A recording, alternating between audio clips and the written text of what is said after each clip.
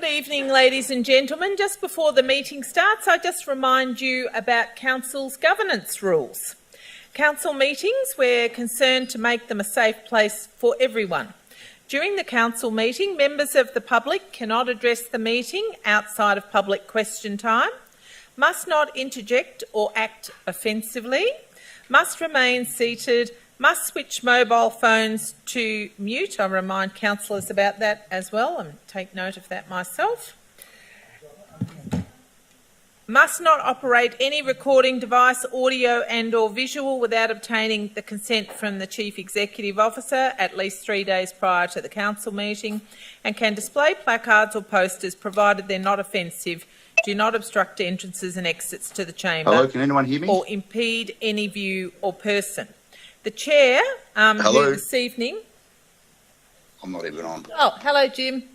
The Chair is Councillor Richard Lim this evening. Hello. And he can direct any member of the public to stop interjecting or acting offensively. If that behaviour continues, the Chair can ask any authorised officer or a member of Victoria Police to remove members of the public from the chamber. Councillor Mehmeti, just checking, can you hear me?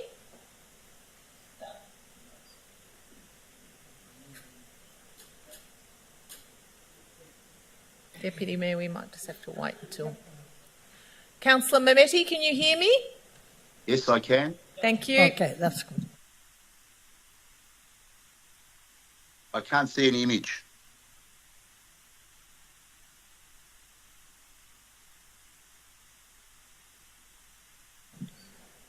For the cameraman. I can't see you. We can see you. We see you. That's the most important, I think. Yes, sorry, later on. Okay, ladies and gentlemen, welcome to the Council meeting tonight, 12th of March 2024. Item 1.2, attendance. I just pass to Mrs. Weatherall. Are there any apology tonight? Thank you, Deputy Mayor Councillor Lim. We have an apology this evening from Councillor Lana Formoso, and I just remind you that Councillor Jim Mehmeti is online this evening. Thank you, Mrs. Weatherall. Item 1.3, acknowledgement of traditional custodians of this land. Those in the chamber may stand for the item. For this item, thank you. We acknowledge the traditional custodian of this land, the Bunurong people, and pay my respect to their elders, past and present. Thank you. You can be seated. Thank you. Oh, the next one is that? Okay. Offering of prayer.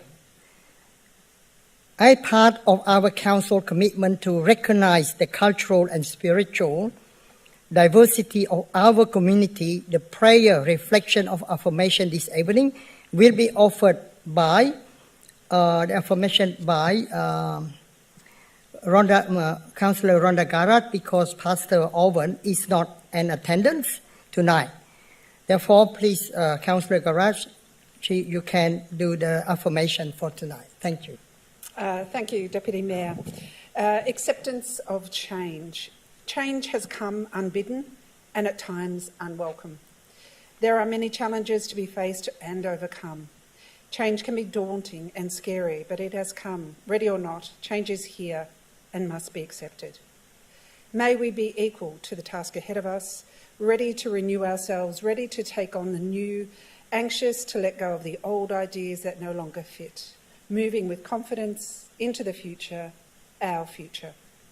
Make us strong enough to triumph, flexible enough to grow and change as needed, optimistic enough to see the new opportunities as we move into the changing landscape of our lives. We accept and welcome the change that has come. We are ready to embrace change and move swiftly forward. We are ready.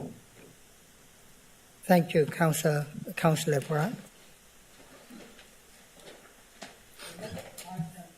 The next item is, we would like to present to Councillor Lloyd Truong for his 15 years of service for our council or for our local government. As a councillor of this ward, or for this award provided by Municipal Association of Victoria. Councillor Lloyd Truong, 15 years of public service council. Yeah. On behalf of my councillor college, the council executive team, staff, and residents, I would like to take a moment to recognize Councillor Lloyd Truong's 15 years of public service. Since arriving in Australia in 1983, you have lived experience of adapting to the challenges of a new life, language, and cultures, and one of your key goals has been to assist other migrants to integrate into their new Australian way of life. This determination saw you elected as a Greater Dandenong Council in 2008, and you have represented Greater Dandenong with empathy, honesty, and humility, and use your voice to highlight invisible barriers or existing prejudice towards ethnic community. As an elected ward councillor, a community leader, and Vietnamese elder, you certainly are a voice of experience and strong community connection. This is something you should be very proud of, Councillor Lloyd, and something that we as a council and extended community definitely acknowledge and celebrate. Could you please come forward and accept this certificate under seal and Councillor Service Award in recognition of appreciation of 15 years dedicated public service. Thank you. Okay,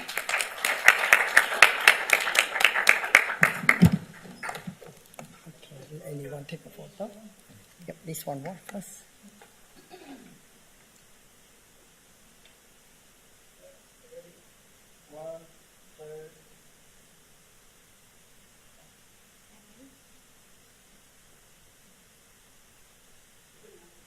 One more, Sean. A big one, this one. Very heavy one. Very heavy.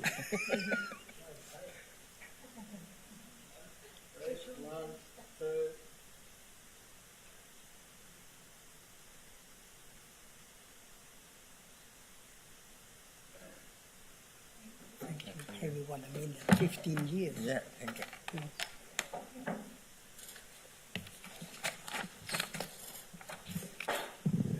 Thank you. Item 1.5, confirmation of minutes of previous meeting. Is there any mover? Thank you, Councillor Garage. And secondly, there is any seconder? Thank you, Councillor O'Reilly. There any opposition or there's any question? If there are any opposition, the item is carried on. Thank you. Item number 1.6, disclosure of interest. Mrs. Weatherall, are there any disclosures of interest? Thank you, Deputy Mayor. No councillor has raised a disclosure of a conflict of interest with me for this evening. Thank you. The next item is 2.2, petition and joint letter. Oh, 2.1. Oh, already. Okay. Sorry, that's my mistake. I skipped too fast. The first one is 2.1.1, documents for sealing. There is any mover? Thank you, Councillor Long. And secondly, there is any seconder? Thank you, Councillor Lloyd. Yeah. There is any question? Is there any opposition? If there is no opposition, the item is carried.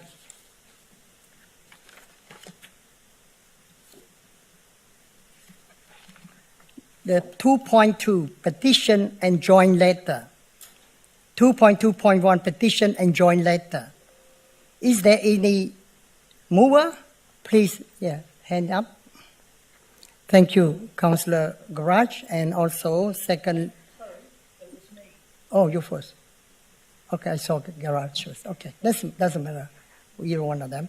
Now, seconded by Councillor Long. By Garage. Okay, thank you. I saw Garage first. Actually, sorry about that. Therefore, the item. There is no opposition or any question or any opposition. If there is no question or no opposition, the item is carried on. Thank you.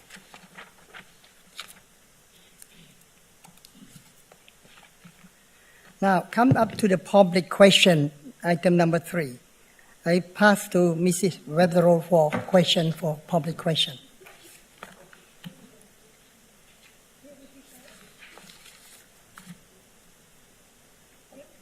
Thank you, Deputy Mayor. The first question we have this evening is from Judith Seiss of Dandenong North. If she would like to come up to the microphone, please. And Judith has a question this evening about climate change funding. Thank you, Judith.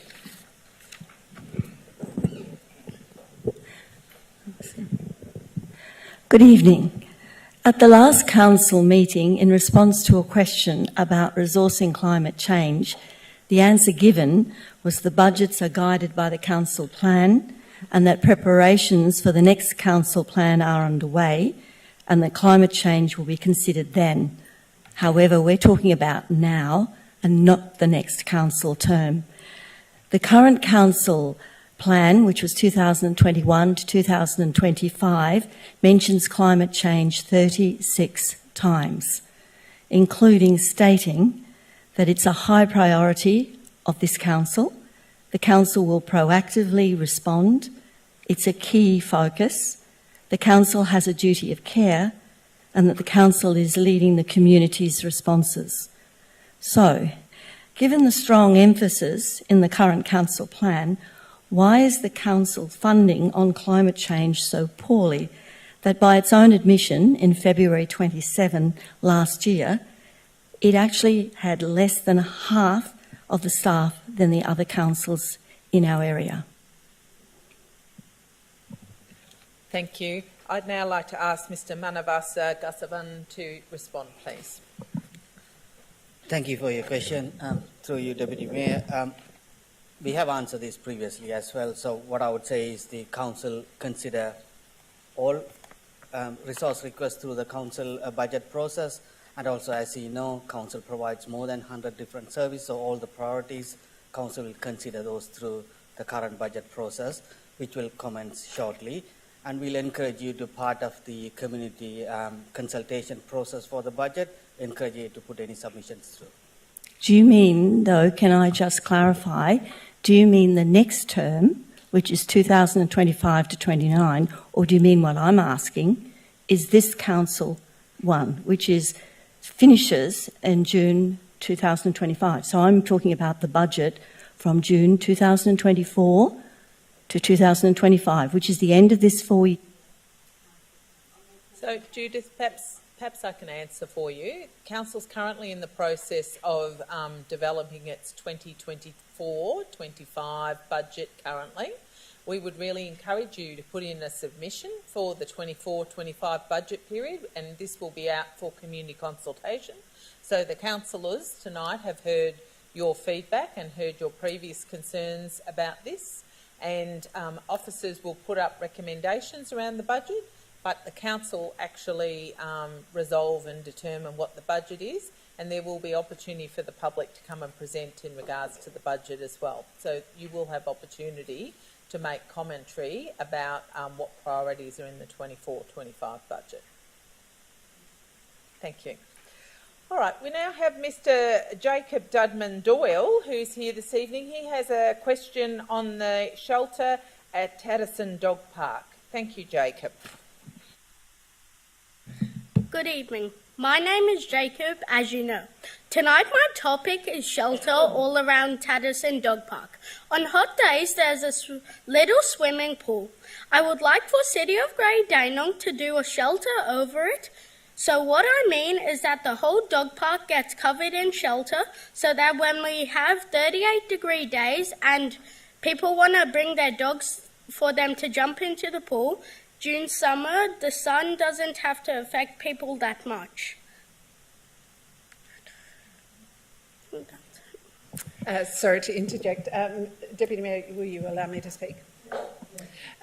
Jacob, thank you for your question. I just have some information to contribute, that there should be no swimming pool there, that the council actually removed the swimming pool that was provided by the community, which was of great service and was very important to keeping the temperature of the dogs down. But unfortunately, the council came and took the swimming pool, so if it's back, it will be taken again, just to add that. No, thanks. Thank you, Mrs. So, can Mr. Manavasa Gasavam respond? Did you want to respond to that? Thank you for your request, and definitely we'll have a look into that, and definitely we'll have a chat to you further. Thanks. Thank you. We now have Isabel Nash from Keysborough, who would like to ask a question on Climate Emergency Australia Conference. Thank you, Isabel. Hello, everyone. Climate Emergency Australia, the network for councils that have declared a climate emergency, are having their conference on Friday the 19th of April. It will include discussions of practical actions about how councils can strengthen their council's climate emergency response and more effectively engage their communities in regards to climate change. The conference is for both council staff and councillors. Will Greater Dandenong Council be represented at the conference, and if not, why? Okay, can I ask our Executive Director for City Futures to respond, please? Thank you for your question, and definitely we recognise this is an important conference, and we will have few staff members attending the conference to represent the Dandenong Council. Thank you. And Ms Nash, you have another question on climate emergency engagement and mobilisation plan. Thank you. The draft Greater Dandenong Council's Climate Emergency and Engagement and Mobilisation Plan was meant to have been exhibited last year for public comment. What is the current date for the exhibition to start, please? Again, can I ask our Executive Director for City Futures to respond, please? Thanks again for your question. Officers are still aiming to inform the community by the end of the financial year, which is by June. The end of June. Can I just clarify, because there was talk a couple of meetings ago about it being in April? Isn't that right? Yes, but it will go out for the purposes of community consultation. So what is being said is that the process, the whole engagement process, will be finished by the end of the financial year. Okay, thank you. Thank you. All right, our next question this evening is from Duncan Cumming of Springvale, and it concerns International Transgender Day of Visibility. And Mr Cumming is not here this evening, so I will read the question for him. Will Council be publicly recognising the International Transgender Day of Visibility, and if so, how? Could Ms Gillies please respond, please? Thank you, Duncan, for your question. We absolutely will be recognising International Transgender Day of Visibility. We'll be doing this by lighting up the Drum Theatre in pink, white and blue, and also sharing social media tiles on the day, which is the 31st of March. Mr Cumming has another question concerning International Transgender Day of Visibility. Will Council be flying the transgender flag on the community flagpoles in Greater Dandenong on 31st of March 2024, and will the public be invited? Can I ask Ms Roberts to respond, please? Through you, Deputy Mayor. Thank you again, Duncan, for the question. In addition to lighting the Drum Theatre on the evening of the 31st of March, the transgender flag will be raised on the morning of the same day on the community flagpoles in Harmony Square. A flag raising event as such is not actually organised for the day. Thank you, Ms Roberts. Our next question is from Elizabeth Grasso of Keysborough, and it concerns the waste strategy. Greater Dandenong Council's waste strategy expired 4 years ago. When will consultation with the community happen regarding the council strategy to succeed it? which would need to include Greater Dandenong Council's approach to the Victorian Government's Circular Economy Plan. Can I ask our Executive Director of City Futures, Mr Manavasa Gasavam, to respond, please? Thank you for your question. The City of Greater Dandenong's waste and litter strategy is currently under review. Over the past 2 years, the waste sector has experienced notable transformation, including the implementation of initiatives such as glass bin and container deposit scheme, landfill closures, advancements in waste processing technologies, and the discontinuation of red cycle and the need for soft plastic recycling, and an increased incidence of illegally dumped waste. These developments underscore the need for adjustment within the City of Greater Dandenong's waste and litter strategy of effectively address current and emerging challenges in the waste management. Once the initial works are completed, we'll let you know the timeframes for the community engagement. Thank you. Deputy Mayor, can I ask a question? Yeah, go ahead, Councillor Garrard. It's Gerard. Councillor Garrard. Just to clarify the response, I couldn't quite hear.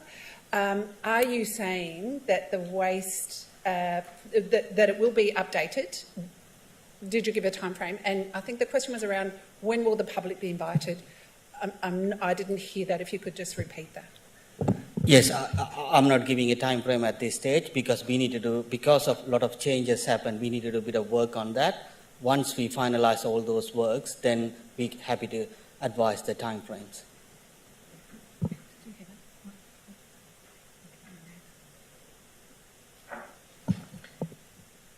Thank you. We have another question from Ms Grasso of Keysborough concerning the Biodiversity Action Plan.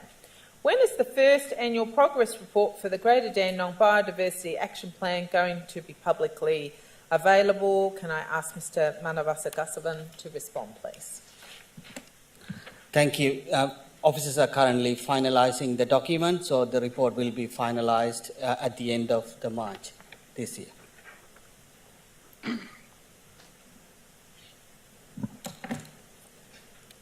Thank you. We've got a question now from Pam Naylor of Noble Park, and it concerns the Climate Emergency Strategy and Action Plan. Greater Dandenong Climate Emergency Strategy and Action Plan commits Council to annual reports on progress. The Council website has no annual progress reports on it. Question 1. Which annual progress reports have been completed since the Strategy and Action Plan was endorsed by Council in 2020? The second part of her question, which annual progress reports have not been completed and when will they be completed? And the third part of her question, when can the annual progress reports be put on the web page alongside the Greater Dandenong Climate Emergency Strategy and Action Plan so the public can know which particular climate actions have been undertaken and which ones have not been undertaken? Can I ask Mr Manavasa Gasavam to respond, please? Thank you for your question. Council undertook a review of the sustainability strategy in 2022, which included an update on the progress of actions in this strategy. This review also identified aligned actions from the climate emergency strategy. However, it is acknowledged that this did not include a progress report on the actions of the climate emergency strategy. Given the extent of actions to report on annually, officers are currently investigating potential reporting options to streamline the reporting process for both of these strategies, to establish if one annual report can be completed that addresses the actions of both strategies. Thank you. Our next question is from Gay Guest and of Keysborough, and it concerns the Heritage Study.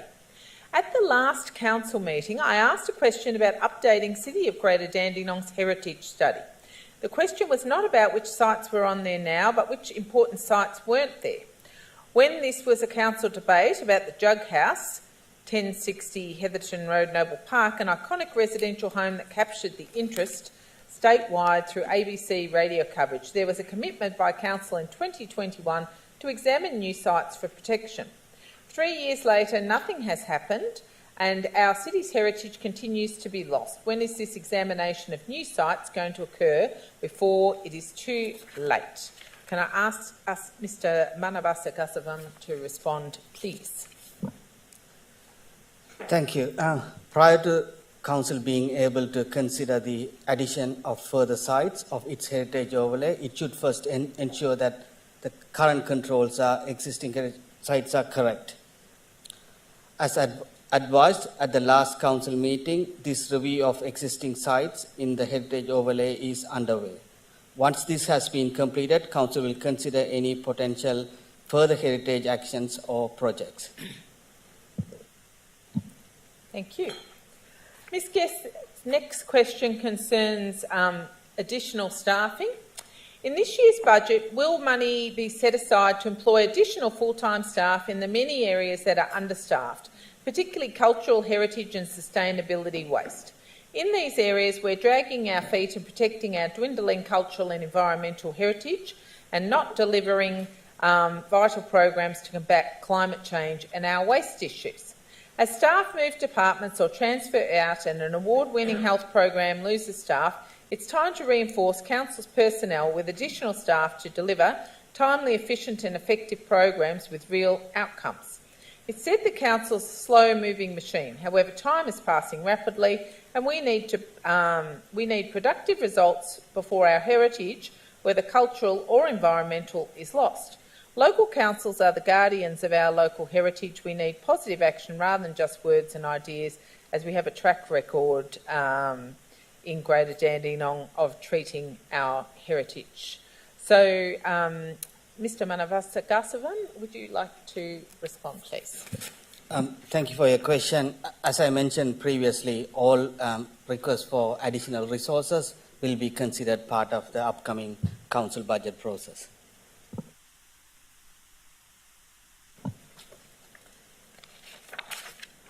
Thank you. Ms Guest's next question was a question about a hoarder who she notes is in the Noble Park area. Ms Guest reported through those concerns. Because it involves an individual property owner, we'll investigate those concerns and respond privately to Ms Guest. Our next question is from Matthew Kerwin of Noble Park and it concerns Vanity Lane. It's been almost 4 years since the Vanity Lane concept design's been endorsed. When is construction of the laneway going to start? The building has not even been demolished late. Can I ask Mr Manavasa Gasavan to respond, please? The Vanity Lane project has been delayed due to issues associated with the proposed demolition of the existing fire-damaged building. It is expected that these issues should be resolved to allow demolition to proceed during this financial year. Timing of the future construction of laneway is currently under review and subject to the successful carry-forward funding. Yep.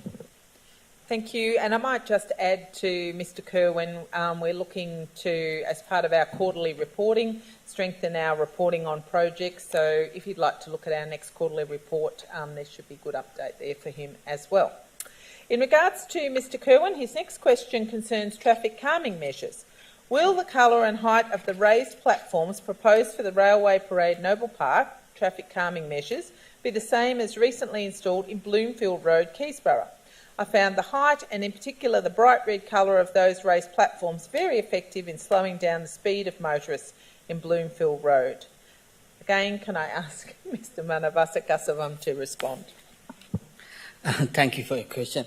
The geometric design of traffic calming devices are based on Council standard drawings and generally consistent, but slight variations are likely due to the site-specific conditions and constraints. Colour of the platform will be similar and consistent with the recently completed works along the Bloomfield Road. Thank you. And our last question for Mr Kerwin concerns projects and works page. Can there please be an audit of the Council projects and works page? Many of the projects listed in the current section should be moved to the archive section. There are projects completed 3 years ago that are still listed as current. Can I ask Mr Foley to respond, please? Thank you for your question, Mr Kerwin. Short answer is yes, there can be a review. We're actually currently undertaking a review of the various web pages for their currency at the moment. Thank you. Our next question is from Nachira Burakovic of Dandenong and it concerns the Dandenong Community Hub. When are the extra co-design sessions for the finalisation of the concept design of the Dandenong Community Hub going to occur? Can I ask our Executive Director Community Strengthening, Ms Gillies, to respond, please? Through you, Deputy Mayor. Thank you, Nasira, for your question. As we did advise on the 26th of February, we're just awaiting the report from the recent workshop facilitator as well as the architect on the outcomes of the process so far. And we'll find out from the architect if any further refinement of the concept design is required. If so, we will confirm when those additional sessions will be, and we'll be sure to do that or relay that information to all participants of the co-design process. Thank you. Thank you, Ms Gillies. Our next question is from Vicky Green of Dandenong North, and it concerns Tehatchawan Park. At the council meeting on the 23rd of October, I was told in response to my question that the community consultation for the new nature sensory trail at Tehatchawan Park, Dandenong North, was expected to occur in early 2024. What is the latest regarding when consultation is expected to be held, as I've not seen anything on the Greater Dandenong website? Can I ask Mr Manavasagasavam to respond, please? The draft plan for the sensory trail at Park has been completed, and it is currently anticipated the community consultation will happen over the next few months. Thank you. We have another question from Vicky Green of Dandenong North, and it concerns Greater Dandenong Sustainability Festival. This year's Greater Dandenong Sustainability Festival was another great success. I was wondering if Council would create an online survey so residents could suggest ideas for the 2025 festival and what could be improved. Would this be possible? Can I ask Mr Manavasagasavam to respond, please? We agree that this year's Sustainability Festival was another success. It was great to see so many people engaging in various activities on that day. In terms of reviewing the event, officers undertake a detailed review each year, which includes surveying attendees on the day and also stall holders. The survey utilised for attendees is still available on Sustainability Festival page of the Council website. For anyone who may be interested in providing further feedback, can use that link. Thank you. And our last question is from Laurel Putland of Dandenong, and it concerns gender equality. And Laurel's question is, she makes comments about the Gender Equality Act. How is this council going to ensure there is no direct and significant bias against women when it's developing its programs and services for the community? Keeping in mind the government's Women's Budget Statement 23-24 states the majority of the data collected and reporting in this statement relate to sex, not gender. Sex is based on the person's sex characteristics such as their chromosomes, hormones and reproductive organs. Gender is a social and cultural concept. It is about social and cultural differences in identity, expression and experience as a man, woman or non-binary person. This statement uses the terms women and men in reference to both sex and gender, but the term female and male are used when presenting data collected on the basis of sex. Can I please ask Ms Gillies to respond? Through you, Deputy Chair, and thank you, Laurel, for your question. Council is absolutely committed to the objectives and actions set out in the Greater Gender Equality Act of 2020 and to promoting a greater gender equality in our workplaces and across the community. We're committed to providing inclusive services and to making space for all members of our community to belong. In making decisions or establishing new programs or policies, Council is obliged to consider the Victorian Charter of Human Rights and Responsibilities and other anti-discrimination legislation. We also undertake a gender impact assessment to avoid reinforcing unintentional bias or inequalities. Where there is a risk that sex-based rights or interests come into tension with gender identity-based rights or interests, Council seeks expert advice and consults with relevant agencies towards achieving the most equitable outcomes in balancing these competing interests. Thank you. Thank you, Mrs. Gillies. Now, item number 4, Officer Report Part 2, 4.1 Contracts. 4.1.1 Contract 2324-05 Receipt of commingled recycles. Is there any mover? Yep, thank you, Councillor Garage. Is there any seconder? Thank you, Councillor O'Reilly. Are there any questions or is there any opposition? Okay, question. Okay, go ahead, Councillor Garage. Thank you, Deputy Mayor. Deputy Mayor, with deep respect, we have known each other for 3.5 years. Could I ask that you use my name, which is Garrard, and not Garage? I'd appreciate that. Thank you. Given the enormous spend of this contract, I have quite a few questions. I found that there was little in the way of information provided, and so I have a number of questions. My first question is, how will the specific responsibilities of recycle operations, particularly in terms of sorting, processing and marketing, be measured and monitored? Maybe I'll ask a second question as well. I have 4 in total. Additionally, what percentage of waste is anticipated to be diverted from landfill, and how will the schedule of rates structure ensure the estimation and reconciliation of the recyclables processed? Thank you for your questions. Those are more specific technical questions. What I need to go back is I need to go back to the team and ask those questions, and then once I know the information, I'm happy to provide to you. Thank you, Deputy Mayor. I have a couple more questions. On the basis that recycle operations scored higher in the non-price evaluation criteria compared to the other tenderers, particularly regarding capability and relevant experience, can the council elaborate? Can the council provide more detail on what those higher scores were in relation to? So those scores were in relation to their relevant experience in the field and also their social procurement capability and also the local industry. As you know, this current, the recommended company is it is based locally in Dandenong, so that's why they might have scored all of those together.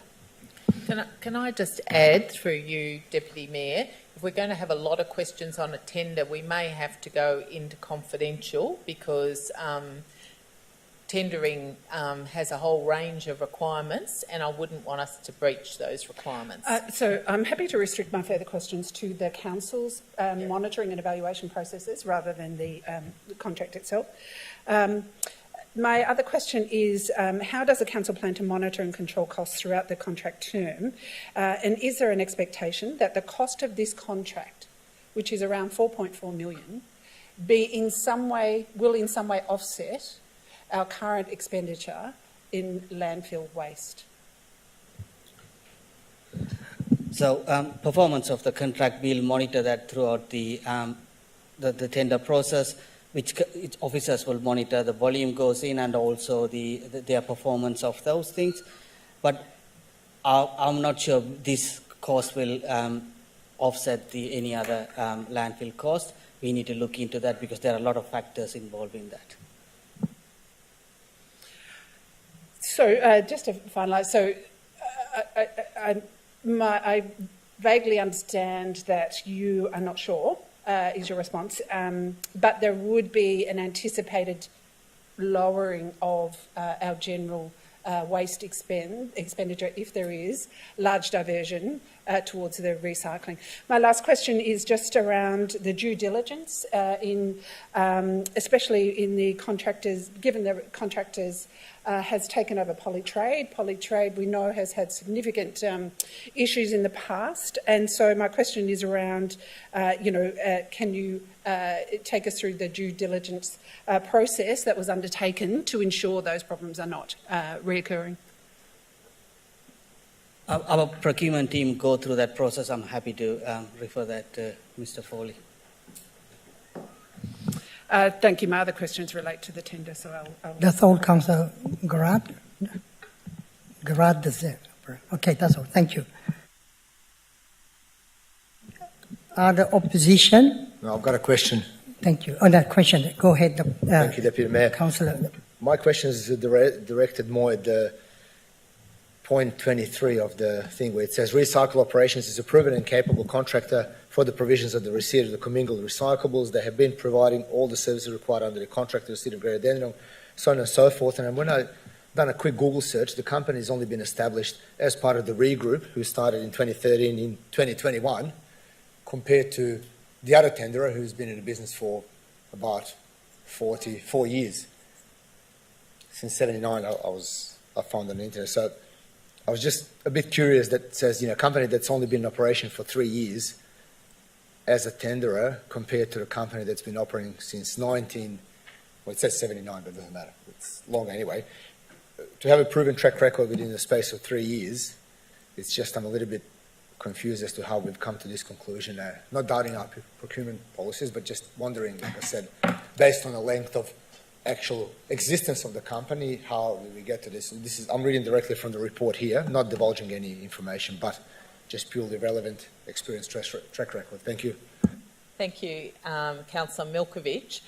Based on the number of questions through you, Deputy Mayor, I might suggest it may be worthy of Council may consider deferring this matter and allowing us to brief councillors privately at the next council briefing session, and we can reconsider it in 2 weeks.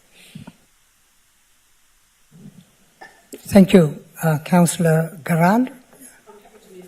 Happy to second it. Thank you. I'll second it. Seconded, that's fine. Any opposition? If there is no opposition, the item is carried. Thank you.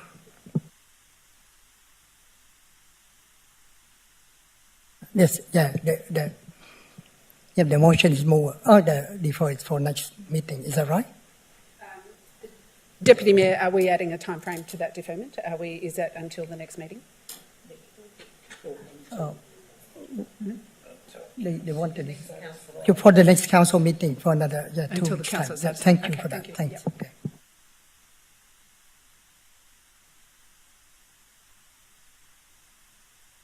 Item 4.2, Policy and Strategy.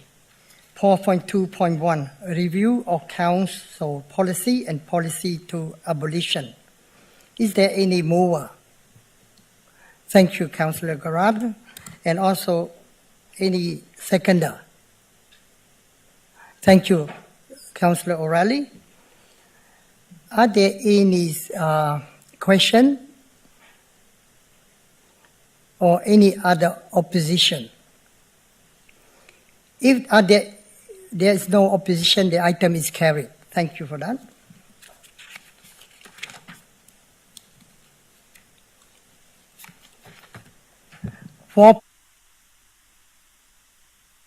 Draft minutes of Sustainability Advisory Committee meeting March to November 2023. Is there any mover? Thank you, Councillor Garab. And secondly, is there a seconder? Thank you, Councillor O'Reilly. Are there any questions? Is there any opposition? If there is no opposition, the item is carried. Thank you for that. 4.3.2.1, List of registered correspondence to Mayor and Councillor. Is there any mover? Thank you, Councillor Lois Trung, and also seconded by Councillor Long. Thank you so much for that. Is there any question? Is there any opposition? If there is no opposition, the item is carried. Thank you. Notice of motion. Is there any notice of motion? Check. There are none received so far. Therefore, we go No, for... Deputy Mayor. Thank you. Let's go to the next one. Number 6, report from councillor and delegates member and councillors' question. Maybe we start from Councillor O'Reilly. Yep. Yep. Thank you. Thank you, Mayor. No report this meeting. Sorry, Deputy. Yeah. The next one is Councillor Garrard. Thank you, Deputy Mayor. Deputy Mayor, it was very pleasing on the weekend to see the shade sales up in Westwood Boulevard in Keysborough South. Over the weekend. And in the 3.5 years of this term, the concept plan is almost complete. And it is looking fabulous. And this weekend it was full of families having a great time. And just to summarise what the council has done for the Westwood Boulevard in those 3.5 years, to plant 70 perimeter trees around the kicking area, the new shade sails, which are significant, a new nature play area with flagstone seating, an exercise station, a public toilet, a very welcome public toilet, a picnic table shelter, an upgrade to the basketball half court, new concrete paths and resurfacing of the kick around area. Significant upgrades in a 3.5 year period, and it was great to see. My first question tonight, Deputy Mayor, is can the council provide information on whether the City of Greater Dandenong has significant business relations with Serbia, and that would necessitate direct personal contact with the Serbian ambassador in Canberra? Through you, Deputy Mayor, sorry, can you just recast that question? Sure. Can you provide information on whether the council has significant business relations with Serbia that would necessitate direct personal contact with the Serbian ambassador in Canberra? Maybe Mrs. Weatherall can answer that question. Through you, Deputy Mayor, in regards to choices around business relationships with Serbia, Council certainly has some relationships with Serbia, but no more than necessarily any other cold community that we have, and the second part was around business. Any business ties? No, so we don't have any specific business. Okay. Thank you for that. My next question is, given the critical need for weather protection of residents, and given that we have no bus shelters in the city of in Keysborough South, in the city of Greater Dandenong, and in many other areas, has the council considered implementing temporary, cost-effective and relocatable bus shelters as an interim solution? And if not, why are we not looking at those solutions? The second part of that question is, have we consulted the current MP for Dandenong on this issue, given that she is a current Minister for Public and Active Transport? Through you, Deputy Mayor, I can comment in regards to, we continue to advocate in regards to bus shelters. It's been an issue that is important to this council, and it is a state government responsibility, the supply of bus shelters. So it continues to be an issue that we are working on, and I'm happy to provide further details on specific advocacy at a future meeting. So suffice to say, there's been no outcome for any advocacy to this point on that issue. Through you, Deputy Mayor, I think the state government has some financial constraints at the moment, and I think that there's a lot of councils that have been requesting bus shelters and they don't have the financial capacity at the moment. I wouldn't necessarily suggest that the quality of the advocacy has reflected in the lack of funding. No, casting no aspersions on the quality of the advocacy at all. I'm just saying there's been no outcome, so we're back to over 3 years without any new bus shelters. My second question relates to the Perry Road pedestrian crossing. One of the most urgent issues in my ward in Keysborough South is the concerns around the safety of pedestrians crossing over the very busy Perry Road.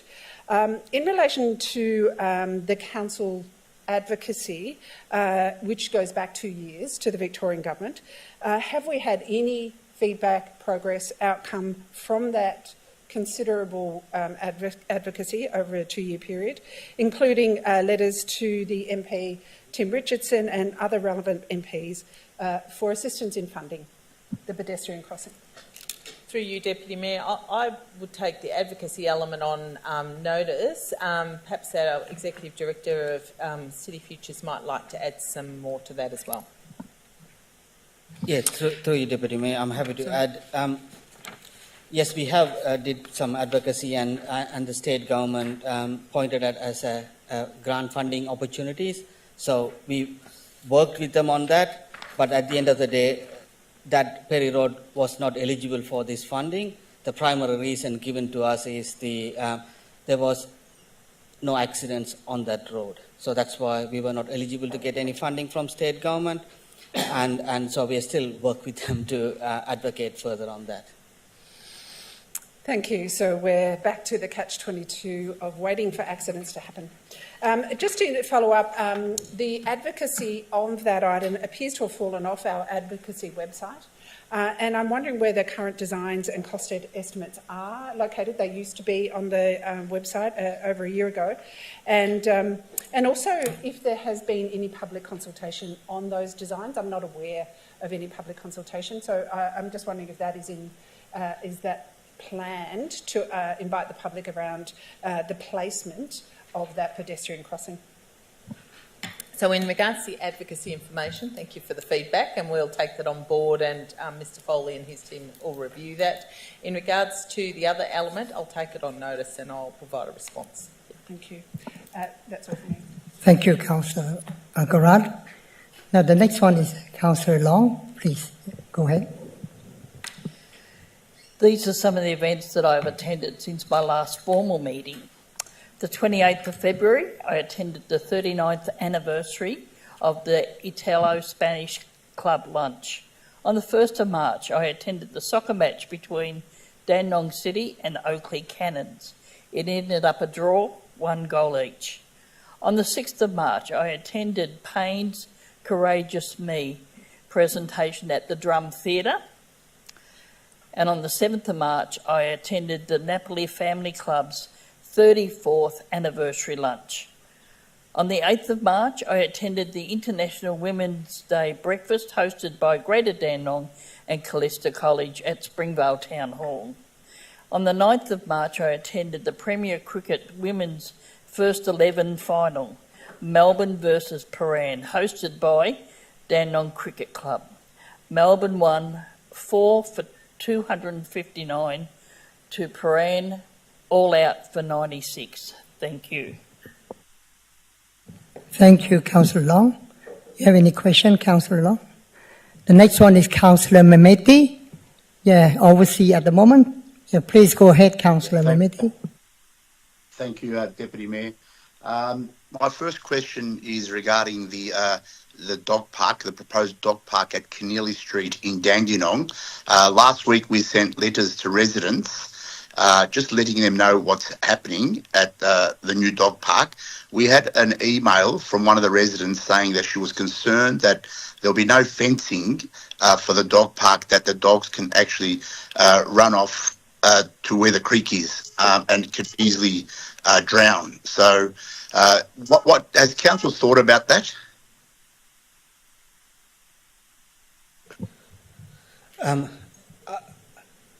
Yeah, Executive Director, please go ahead. Thanks. I will talk. I'll have a chat with my staff to see what we considered, and also if you could forward that email, we'll happy to work with that resident.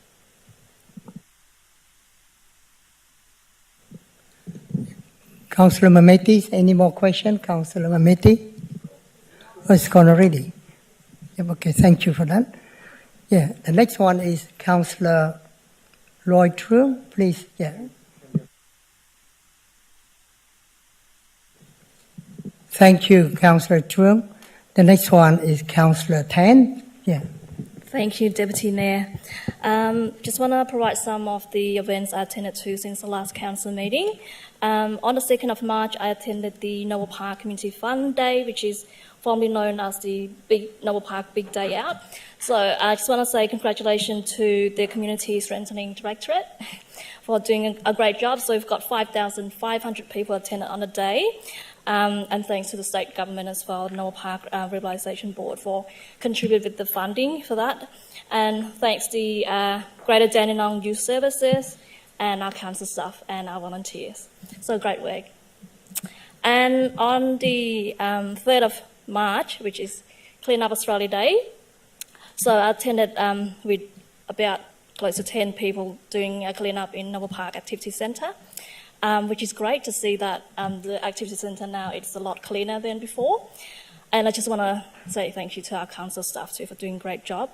The only following up question is just regarding to the toilet, public toilet.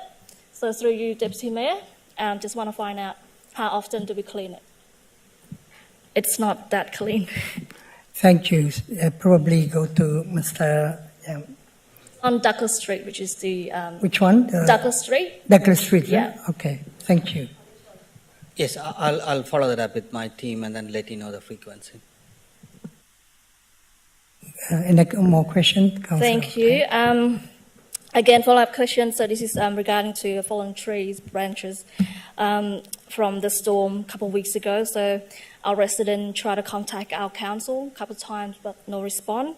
So he sent it straightly through to me.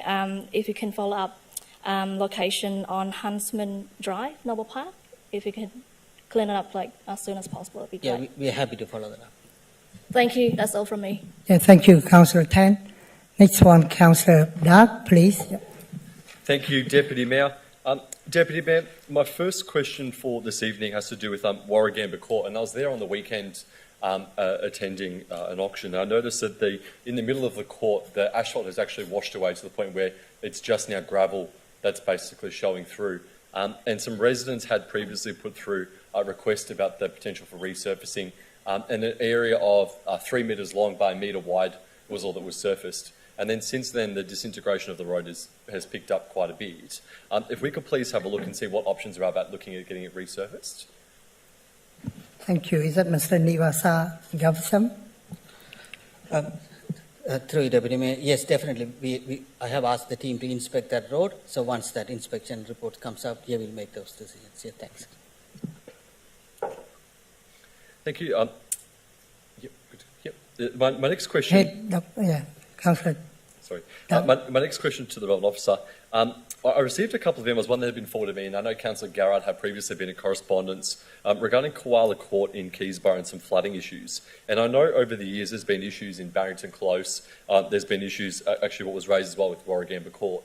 And there seems to be an issue with the underlying infrastructure in and around the area of the top part of my ward between Corrigan and Kingsclear Road, where there seems to be a lot of water that gets held during basic and minor weather events. And then when it gets to a significant downpour, there's significant issues with the amount of water that seems to be unable to move away. I just want to find out whether we've done any flood modelling regarding the holding of the water in Koala Court and Barrington Close, as well as Warragamba as well, and two, potentially what the options are about trying to either add an additional pit to hold additional water in the event that there is a bit of rain. Yep, Mr. Gavisam. Thank you. Through you, Deputy Mayor. So I'm aware of that matter, and the council staff are working on that to look at the drainage capacity and everything. But when it's come to the flood modelling, currently Melbourne Water is started that process. So we'll closely work with them to understand the flood mapping for our entire area, which would help us to plan ourselves for the future. So definitely we'll work with them and identify that. Yeah. Perfect. Thank you. Thank you. Yeah. Thank Go you. ahead. My next question. I've noticed actually during the week that there was a crane at Raleigh Allen installing the new lights, which is a CRP project of mine from a couple of years back that was able to get up and running, and the new lights have been installed. And I know, having looked, the Wachter lights are now installed as well. I just want to find out what the estimated timeframe is for the activation of the lights to be turned on, when they're planning on being commissioned, and what the process is, so that then, therefore, the clubs can be informed of how things are going. Mr. Maniwasa Gasiwam again. Thank you. Thank you, Deputy Mayor. I'm happy to follow that up with the team, so I need to ask those questions, and I'm happy to report back. Thank you. Councillor Dark, please. Thank you, Deputy Mayor. Deputy, I just have one more thing. On the weekend, the Kimura Cricket Club held the Turf 3 finals against Berwick Springs, and the Camurra Cricket Club, when I first met them when I was first elected as a councillor, were a club that was working on growing the membership and also being able to actually compete properly within the leagues and the turfs that are within the city of Greater Dandenong. And since then, this council has invested heavily in infrastructure in the Camurra Reserve with the installation of the lights, the grounds and everything like that. And from that, they've been able to grow their membership quite significantly. A lot of players who reside actually in Dingley and its surrounding suburbs have come and joined Camurra. The uplift of local residents as well has been significant. And during the weekend, they played Berwick Springs actually at Rowley Allen Reserve, where the Keysborough Cricket Club is the home. And they were very fortunate to become the premiers and win the Turf 3 Divisional Premier. If I've got it right. Yep, Councillor nodded, so I've got it right. The Turf 3 Divisional Premiers. And that is something that the Camurra Cricket Club has not achieved for a very, very long time. And I know the club is very ecstatic. And speaking to a couple of members, they're very happy, I suppose, about the growth as well. The benefit also being that Rowley Allen was able to host it and the Keysborough Cricket Club was able to have some takings from the bar and from the takeaway tuck shop, the cafeteria, actually made quite a bit of money as well. And a lot of it was thanks to the infrastructure that the council's put in. So I just want to pass my thanks on to all of the directorates, the Community Services Directorate, who facilitate the sports, and then also to the Engineering Directorate and the Turf Directorates of maintaining these sort of wickets, to be able to host premiers when last year there was a big push to take it to Berwick Springs and outside the city of Greater Dandenong, and to be able to hold it in our municipality is a significant benefit, not only to the local clubs, but also to the local other clubs that actually host these matches. So I just want to pass on my thanks for that. Thank you. Thank you, Councillor Dunn. The next one, Councillor Bob Vickery. Thanks. Nothing from me tonight, Deputy Mayor. Thank you. Thank you. Excuse me, Deputy Mayor. Oh, Jim, sorry, Jim. I'm back on. Sorry, I lost you before. Thank you, Deputy Mayor. My question was, I was raising regarding the new dog park at the Keneally Reserve in Dandenong. We sent letters to the community last week, letting them know what's going on. And we had an email from one of the residents who made a reasonable request, actually, saying that there'll be no fencing where the Dandenong Creek goes, and the dogs might run into the Dandenong Creek.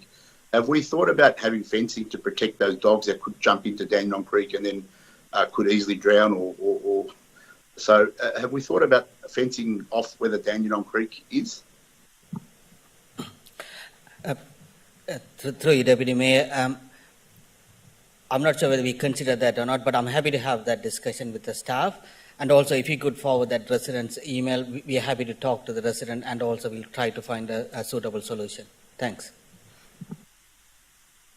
Thank you for that. Appreciate that. I'll definitely forward that email. I think all councillors have received that email as well. My second question is regarding Glasscox Road in Dandenong South.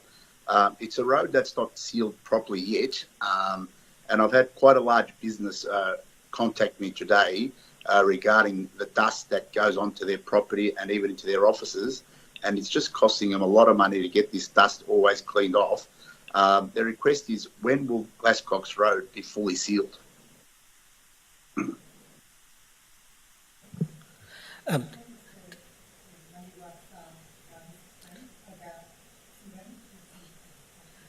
Yes, through you, Deputy Mayor.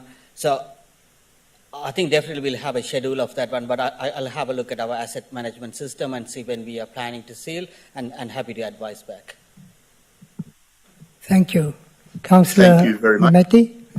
Thank you. Also, I'd like to big shout out to the local two football clubs in the NPL in Greater Dandenong, Dandenong City and Dandenong Thunder, who will be playing this Friday night in the local derby.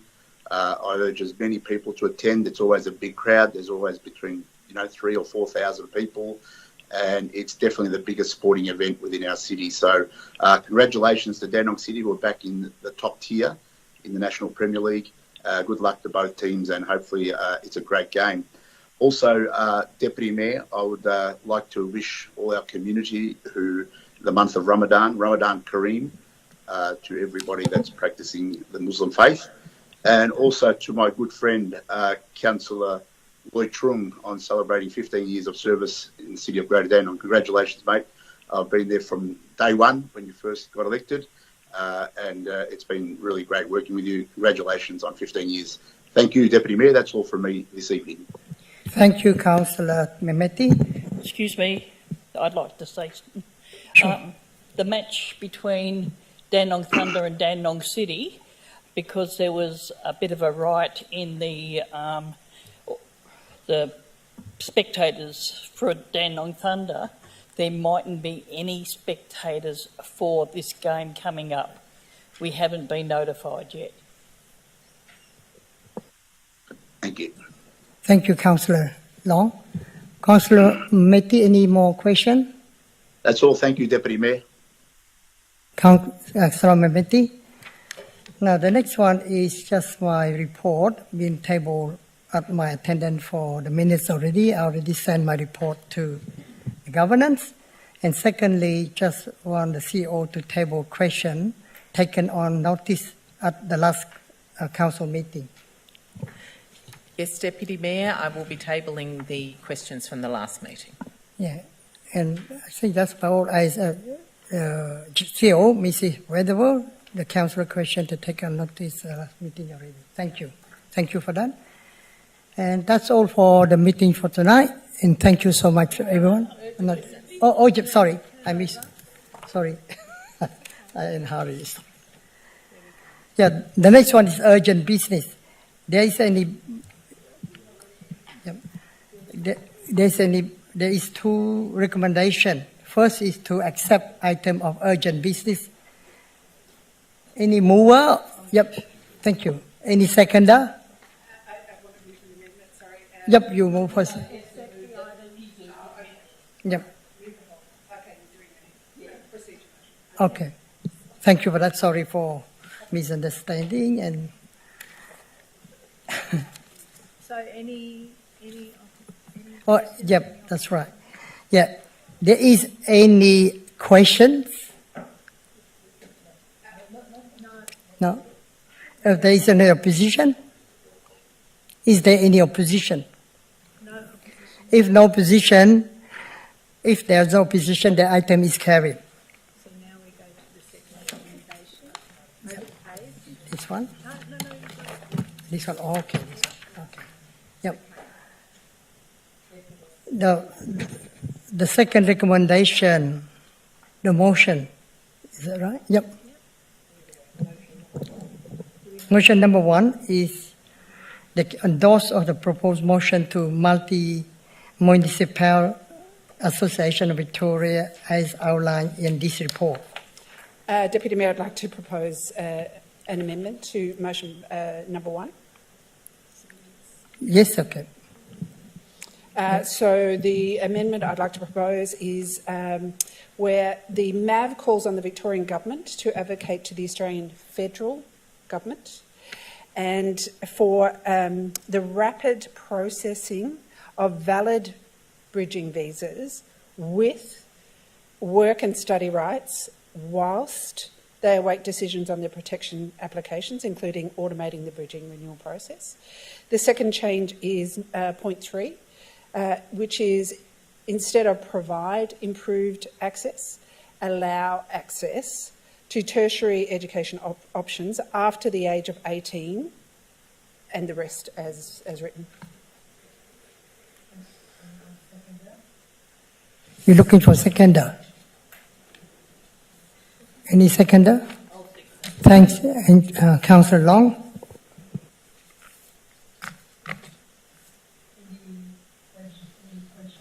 So far, any question? Any opposition? If there is no opposition, the item is carried. Thank you. Is that 1 and 2? Come to the conclusion, we close the business. I now declare the meeting is closed at 8:07. Thank you, everyone.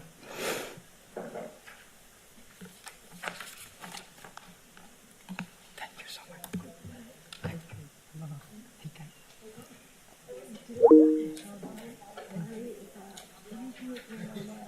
Yeah. Thank you. Thank you so much. Thank you for your advice, support, and training. You don't need to thank me. No, it's a good one. Can I keep